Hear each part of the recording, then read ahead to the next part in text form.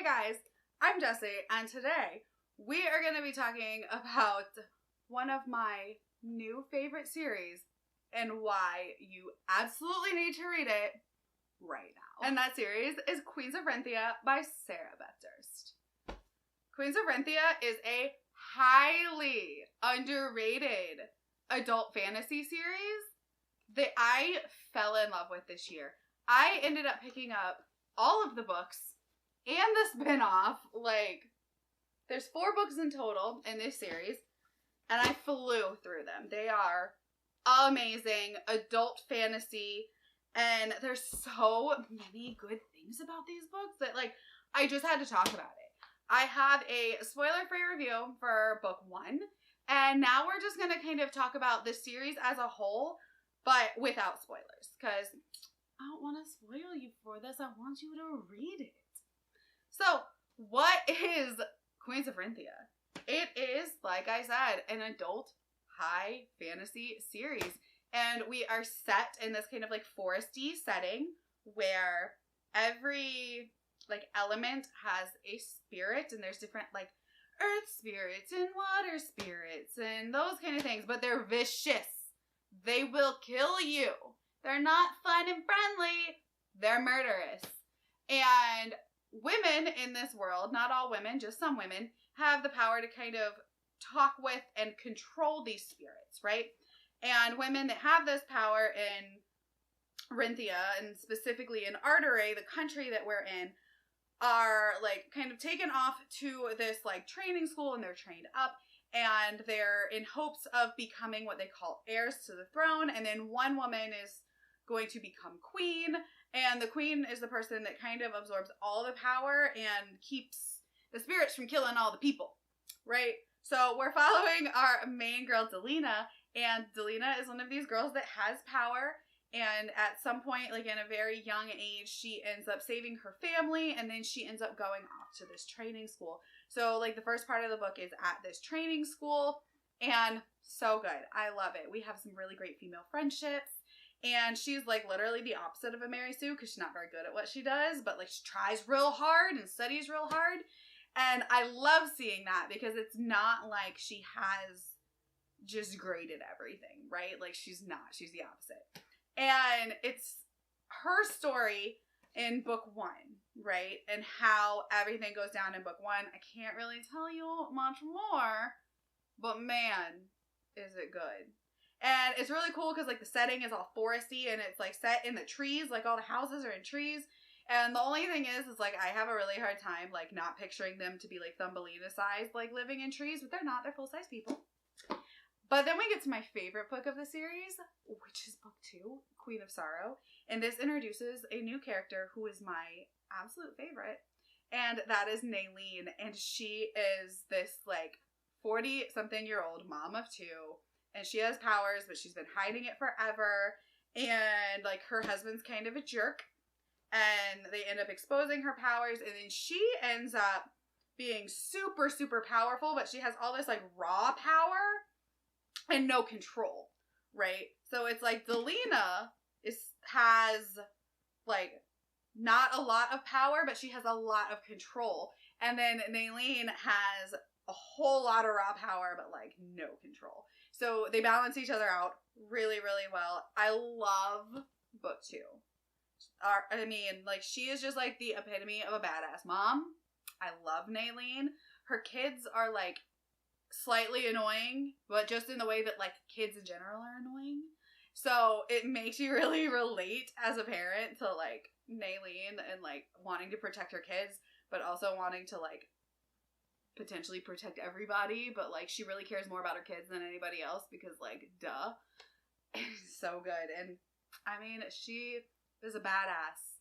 And then this book really expands upon the world. We get to see different, like, of the countries, and that kind of comes even more into play in book 3. We actually get to travel outside of Arteray and see a different country. We get to see Simo, which is a more, like, mountainous country, and they have different spirits. Like, they have more, like, earth spirits and, like, rock spirits, whereas Arteray has more, like, earth spirits and ground with the trees. And these books are just so good. I feel like I'm just rambling and being like, these books are good, read them. But like, really, that's all this video is, right? And we get to see a lot of internal conflict. There is some like political machinations in this book, but it's not a super political heavy series. This is definitely more of a plot driven, like kind of actiony series. And there is romance in it, but the romance I think is done really well. It's more of a subplot, but it's done so well. Like, we get to see like someone enter a stepfather role, which I think is beautiful to see. Like, as somebody that has a stepfather, like, I love seeing that and seeing it in a positive light and not a negative.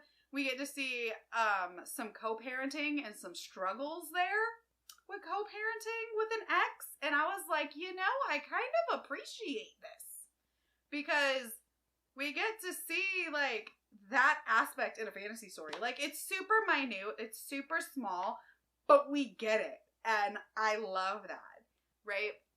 And Sarah Beth Durst, I think, writes some of the best female characters, the best mother characters, and she does this fantastic job of ending series in an open way where you could see there being more, but like you're still satisfied with the ending.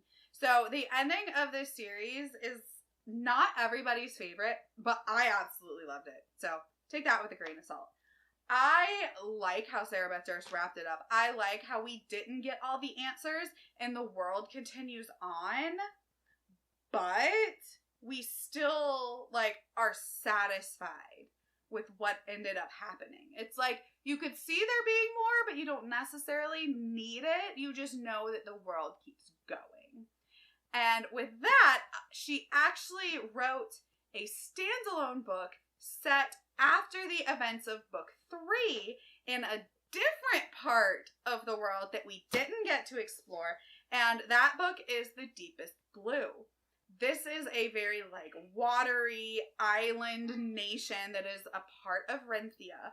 And they do things a whole lot different. Like, they still have like spirits and stuff like that.